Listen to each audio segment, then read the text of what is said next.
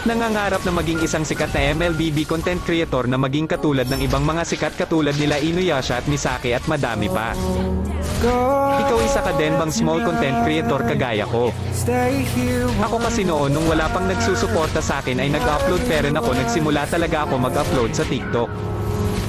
Alam nyo ba kahit 5 views lang ang video ko ay natutuwa pa rin ako kasi may nanonood sa akin.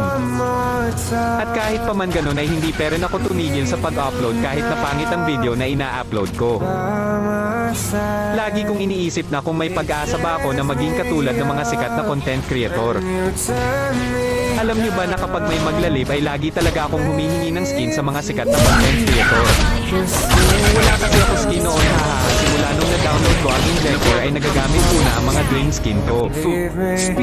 Nung umalis si mama at pumunta ng Manila para doon magtrabaho, doon ko naisipan na ay kwento ang buhay ko sa Facebook at sa TikTok. Alam nyo ba nung paggising ko hindi ako makapaniwala na dumami followers ko at nanonood sa akin.